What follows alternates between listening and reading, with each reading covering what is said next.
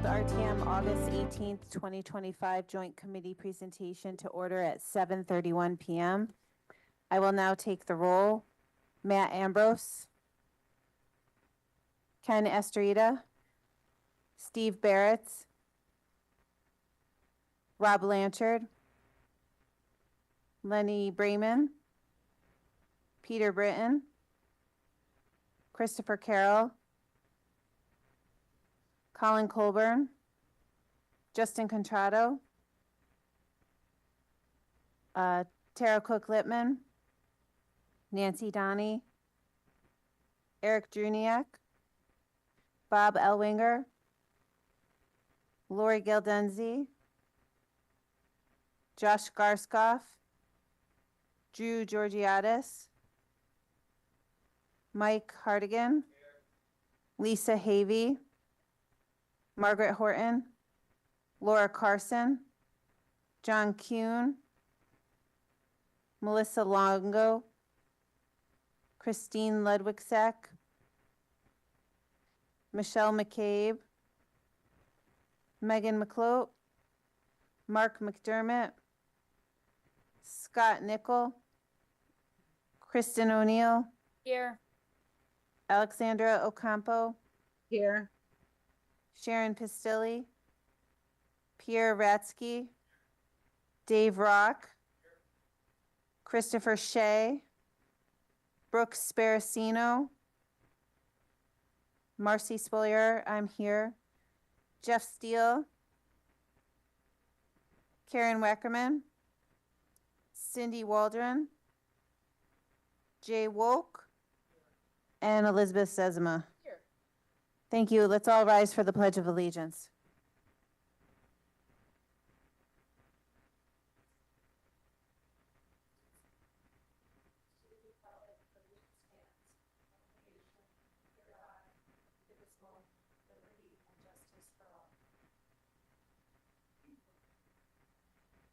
We have our deputy moderator checking in on the game score as we go. It's an important role. Oh, we're down currently, but let's just all cross our fingers. Thank you. I don't see, maybe they're online. If a member is online with the phone, you're going to need to identify yourself. Hi. Yes, who's that? Okay. First up is amendments to our historic properties ordinance regarding the inclusion of a house at 515 Stilson Road. We have sponsor Elizabeth Sezema here, and we received this presentation last month, and we'll be voting on this item next week. This is agenda item 3 with backup found on pages 1 to 20. I believe the sponsors were going to be here this week, or not the sponsors, but the chair of the Historic District Commission. I'm hoping that's not her on the phone. Rosina Negron, the chairman.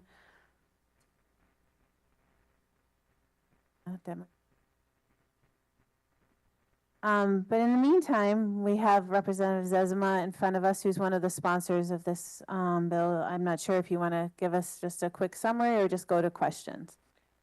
We can just go to questions. I think this has been around for a bit and everyone's had a hard copy of all the materials. I will say, as somebody who lives in this area, we do have several properties in town that have been designated historic properties outside of our actual historic district, but I'm really thrilled to have one on in the Stratfield area, so, and great history on it. Any questions on this? Is there any questions on the historic properties ordinance? I'll remind everyone that we did get presentation on this last month, so if you have any, if you missed the meeting, I'd encourage you to go back and watch it. Any questions? Seeing none, thank you, Representative Zezima. Moving on to the RTM rules to regulate, which is agenda item 4, with backup found on pages 21 to 50. We have RTM rules to regulate committee members, Representative Wackerman, Representative Estrita, Colburn, and Garskoff. Representative McDermott and Representative Steele are not present today. We will be voting on this item next week. We have gotten some summary on this item already at our last meeting, but we will defer to Representative Wackerman to get us kicked off for today. Oh, I don't have to. Thank you, Madam Moderator. Yeah, we summarized this last month at the RTM meeting. We unanimously approved these rules to regulate after many, many meetings. And I think we all feel very proud of how it's modernized. It more accurately depicts how things run.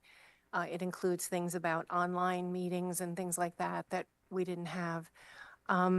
So I hope people had a chance to take a look at it, and through you, Madam Moderator, I don't know if anyone has any questions. Are there any questions, Representative Carson? No. I didn't know if we still, Laura Carson, District 4. Unless I went through it, I'm not sure if I missed it, because I can do that a lot. Like if you go to the supermarket and you're looking for something to put in your face. But is there anything in it that says we have to incorporate the minutes for the informational meeting, taking minutes? Because there's minutes taking by the town clerk for the regular voting meeting, but we started instituting minutes at this meeting. Mm-hmm. After we'd gotten an email, and we decided, is that supposed to be incorporated into the rules to regulate? I don't think it is, as far I recall, but the charter, I believe, says that the town clerk has to take minutes of the RTM meetings, and we're treating, this will be a meeting now, whereas what this is, we've never quite defined, but the informational meeting will be a meeting, so she will have to take minutes and attendance and everything. And once we vote on it and it passes, when does it kick in? When do the committee meeting? You gonna wait till after the new session, after the election, or would you just stop next month if it passes? I mean, that's something we have to all decide. We did talk about maybe starting now to try it out. On the other hand, it could be confusing. If you look on the agenda, it says effective as of November 2025.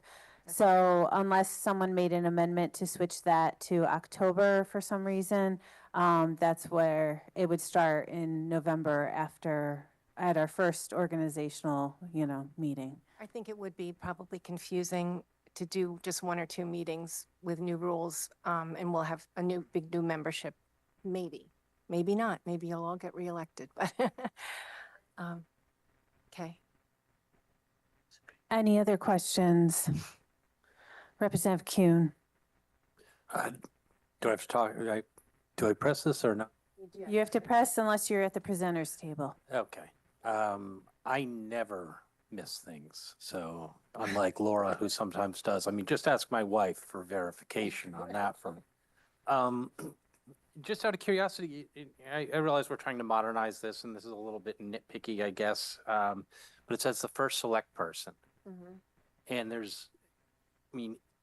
if the charter does not get revised and we continue to have the old charter that says first selectman as the office, is there some risk in having a undefined term in our rules to regulate for like calling special meetings and that sort of thing? Interesting. Oops, I keep forgetting. I would probably ask Phil Piers. I'll ask him. I guess we could always add a little thing that says first select person also means first selectman to the extent that's in the charter, something like that. Right, or any term that, Yeah. whatever you lawyers say about following terms. Right. Well, Okay. I mean, we deliberately made an effort to gender neutralize the document, so that's. Right, but Yeah. the charter is not. And if the charter revision does not pass, then there's a gender neutral rules to regulate and a genderized charter. Yeah, I don't know the answer to the question. To Karen's point, I think we'd have to check with Phil on that. I mean, my guess is probably it's not, but I don't know. Yeah. Any other questions regarding this item? Representative Pistilli. Sharon Pistilli, District 5. I focused in on the conflicts of interest section, and in section C, or no, I don't remember, I can't read with my contacts in. In section E, so we've had instances, like multiple instances in the past where like somebody might have like a spouse who's a town employee, and in those cases, they usually like recuse themselves from the budget for that section or that department. And I didn't see employment in section E unless I missed it, and I was just wondering if, The ethics ordinance. Which section are you referring to?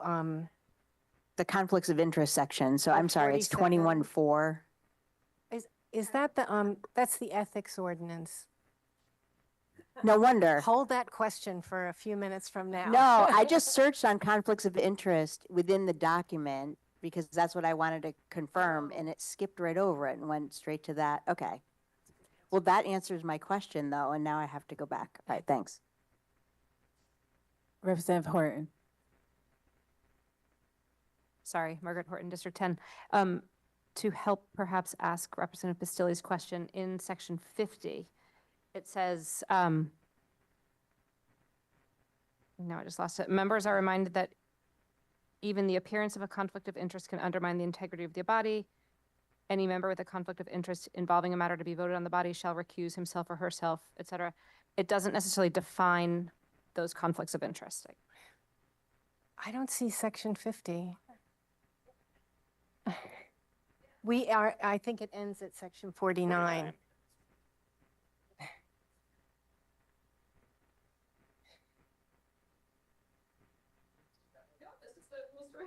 Wait, can one of you pull up the backup and see if it's the accurate document in the backup? In the backup, it's got the track changes, Marcy. Is that supposed to be that way? There's, That's why Oh. she has the track changes Oh, version. okay. We have the non-track. Yeah. she's looking at page 33 of 57 in the backup.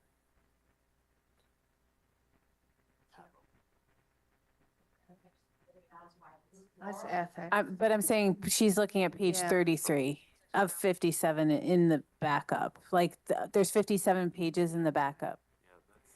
Maybe the red line is up here. Page 40. Keep going. Okay. So page 40 of the backup, page 9 of the rules to regulate. Is this the old? Weird. Yeah. Yeah, thank you. So members of the Rules to Regulate Committee, if you look at the one that's in the backup, not the red line version, but the one on top, if you could confirm what document that is, what phase? Yeah, in the backup, there's 52 items, so there must be a disconnect between the two versions. The red line?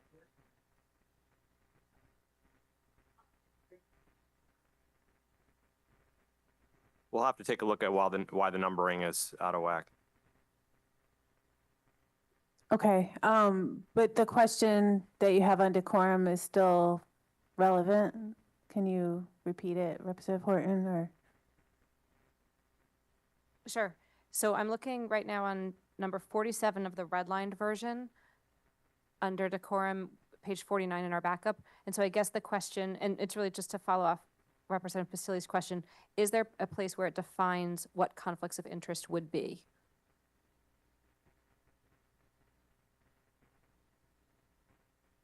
Yeah, you want me to? Yep, go for it, yeah. We chose not to go that way because we thought in the end, we were leaving it up to the member to decide. And so therefore to define it would, anything we try to do to define it would leave something out. And so we're just kind of leaving it open and trying to scold a little bit here. Like, remember, even appearances aren't good. So that's how we approached it. There's probably language we could find somewhere about, what standard conflict of interest policies look like, but maybe that's in the ethics or elsewhere. No, I appreciate that. It makes sense. It could be too narrow if you try and define it. I also think that, because I attended many of the meetings, that it's in Robert's rules that it's up to the person, if I believe correctly, that it's per the members' decision in Robert's rules. So, Representative Georgiadis. Drew Georgiadis, District 9. To follow up on this question, in the 11 years I've been on this body, there are times when people do not recuse themselves, whether they're property owners, landlords, other instances. Is it left completely up to the individual to recuse themselves, even though there is a known conflict of interest? Yeah, I think that is true, but if it rises to the level of a real violation, objective violation of the ethics conduct, because the ethics ordinance or the code of conduct in the charter, I would think people could make a complaint to the Ethics Commission about that. And I've made a complaint to the Ethics Commission in the past, and nothing's happened. So how do we, member to member, address that if, like I said, a past ethics complaint, I resubmitted several times, and after 6 months, nothing had happened. The meeting would be passed, the vote would have been taken, and the recusal would not have happened. As our moderator pointed out, I think it is a rule in Robert's rules. Self-regulating? I believe self-regulating is in Robert's rules. I remember that discussion at some point, having it. So how it's carried out on the ethics committee is our next agenda item. So I think we should wait on that if there, unless it's specific to this, but I think they didn't include it in there because it was left to be understood in Robert's rules. But if Robert's rules doesn't address it, then it can't be addressed in the rules to regulate? I think it would be addressed probably with public pressure. I mean, if it was such a conflict of interest that it constituted fraud or some kind of crime, you could take action. I would think the Ethics Commission maybe normally would, but I don't really know. They decide what they're going to pursue. But I don't know why it wasn't dealt with when you submitted it. Well, that's not my question. My question is, can one member bring to the attention of the body that a recusal is should be considered? That's noted. Yeah. Are there any other questions from the body? Representative Hardigan. Mike Hardigan, District 3. So there was some discussion last session too about maybe creating special committees more often to deal with some situations that isn't appropriate for full discussion. And I see we've got special committees outlined in here. Is there anything specifically governing the way the special committees would meet, act? I mean, I can imagine that there's going to be a lot more of a need for an open discussion rather than a calling in turn on people. But I don't know. I think it would operate like every other committee. You'd create a chairman, vice chairman, secretary, and Robert's rules would govern. Otherwise, it would just operate the same way as any other committee, unless anyone has any other view. Yeah, I think the point regarding the committees is we wanted to make them productive and valuable, not necessarily more often, but if there is a specific need for a committee, it can be requested and it can be improved and it can be formed, and then that committee would act on whatever designated purpose it has been created for, assuming that those who had chosen to participate in it are interested in that topic and would be willing to work and do whatever is necessary to advance, whatever they are working on. It's really that simple. Does that make sense? Yeah, yeah. Thank you. Representative Volk. Thank you, Madam Moderator. Jay Wolk, District 5. So if my memory correct, my question is to you guys, for some of the representatives here who have been on this body for quite some time, this wasn't always the format that we've always had. Did we have another format? Just my memory, did we have like we just met as a committee and not as a full body committee? Was that? That's correct. When I started, and for several cycles after that, there were 5 committees that met separately. It was nice in the sense that there were small groups. There were 50 members, so there was 10 per committee, and it was very nice. It was very collegial, and it was there was no Zoom or anything back then. The problem was that for staff to try and make 5 different meetings that 3 on Monday and 2 on Wednesday, whoever got them first pretty much got them for the night, and the other 2 committees never really got the staff at all because it was scheduled for so long and it would go over. Staff were going crazy trying to make 5 meetings and give the same presentation 5 times. And I think that's why at some point it was combined into this meeting, but trying to preserve the 5 committees to meet after and vote. But, and this is on me, but the committee that I chair, we just run through and vote it out quick. And we don't really, it's a late night process, and we don't really have the conversations we used to have. So this group, and Jeff, we spent probably 3 or 4 meetings entirely on the idea of trying to salvage committees and how we came up with alternatives for committees, including functional committees, like one committee on making tours of different things in town and one committee on working with the State House. And we came up with all different ways to try and tackle the committee idea, and we really tried to preserve it. And in the end, we just couldn't come up with one that we felt comfortable proposing. Thanks, Josh. That answered pretty much my question, because I was going to ask, how did you guys come up with this idea of ending this? You did a great job of explaining our rationale. Thanks. It did take meetings. The only thing I would add is that we were also trying to be realistic about the body and the membership of the body and what people today are willing to invest time in, frankly.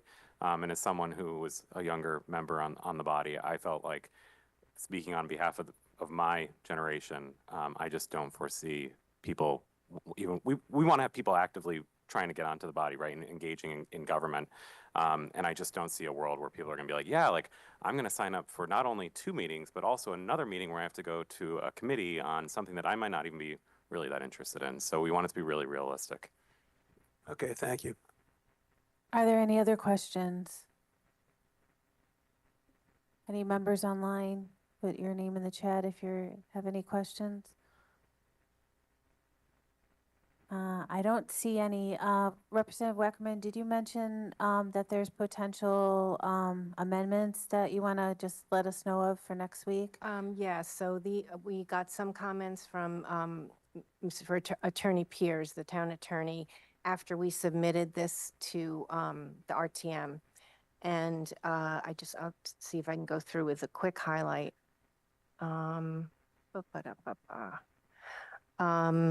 Most of it's clarifications of language. He added about the annual budget meeting that public comment shall be permitted on all motions and the annual town budget general in the annual budget meeting. I think that's not right, but basically the public comments allowed.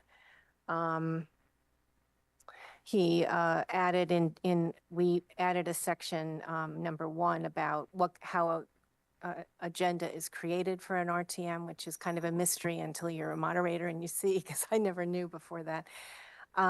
He added that it's by recommendation to the RTM from another town body. So that's an additional reason that it could be on the agenda. He added language about posting the warning because of current newspaper requirements versus not in number 4. I think that's mainly That's really it. So next week I'll be proposing those just to make sure we reflect his comments. Great, thank you. Any other questions? Seeing none, again, I want to thank you guys. You put in some tremendous work on this, and I really appreciate it. Thank you.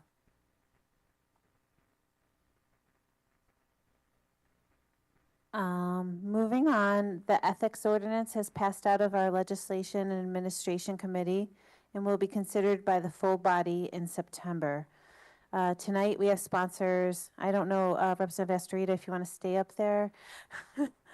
Astrida, Representative Steele is not here. Representative Carson is here. Representative Zezima is here. Representative O'Neill is online, and Representative Wackerman stayed up there to present to us and answer questions. So Representative Wackerman, it looks like it's on you. So the thought of this started really a few years ago with the fill pile and such, and the recognition that even though the charter referred to the fact that the town code could have a more robust ethics rules, it really didn't. So we as the RTM have the power to create that. Thank you. Oh, I'm not alone. This was drafted by looking at a lot of different other town models. And also, I worked on a committee last summer, to help create the employee ethics policy. So through that, I learned some things that I put in here, and most importantly, to exclude employees from most of this, because most of them are governed by union contracts and certain employment procedures, which don't really fit with this. So this is meant to apply to the RTM and elected and appointed people in town, so not employees. And I don't know if you all had a chance to take a look at it, but it's pretty. I'm trying to find it here. I have so many things open.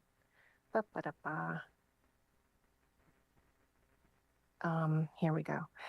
So just to zip through it, we do a statement of purpose to kind of emphasize how important it is to behave ethically. Definitions. Most of it is really about conflicts of interest, although it's not defined.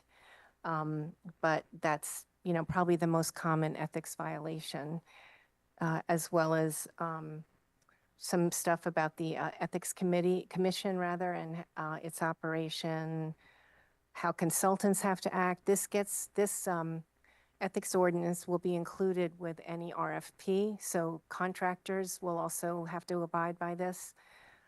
So it applies to them as well. It pretty much applies to anyone dealing with the town except employees, because they're a special case.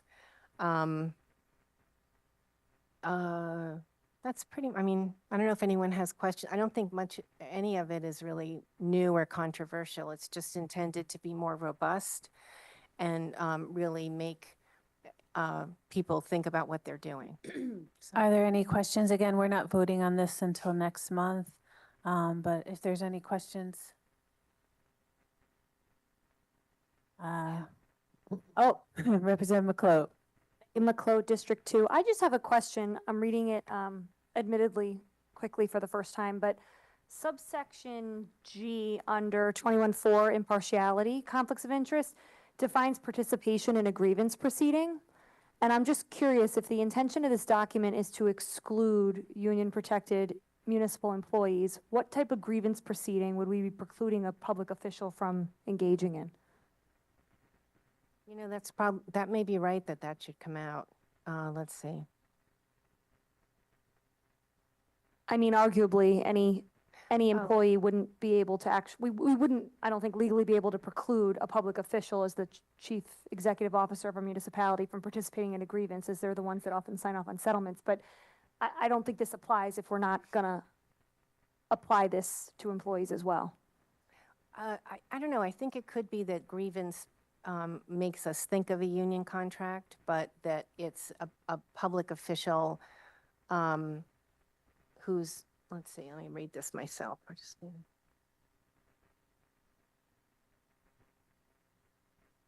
unless the intention is to use the term grievance as a dispute, which of course I really don't see how we could preclude somebody from Well, they're not, litigation.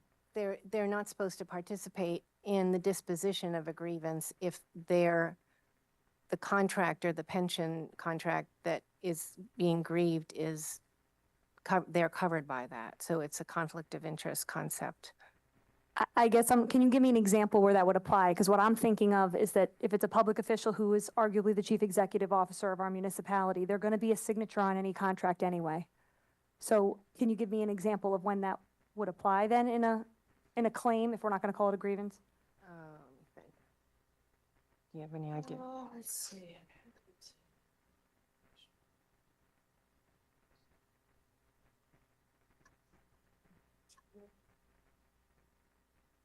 Which is the basis of his or her grievance? I'm just giving them a little time to look. If you want to, Yeah. if you want to defer and get back to us next week. Yeah, I'll get Yeah, back to you, and yeah. I'll run it by Attorney Pierce too. I don't know that it's even allowed. The only thing I can think of, Megan, is if you were an employee of the town and simultaneously sat on a body, which I can't think of an example of that now. And again, not even sure that that could actually happen, but that would be Which is, an example.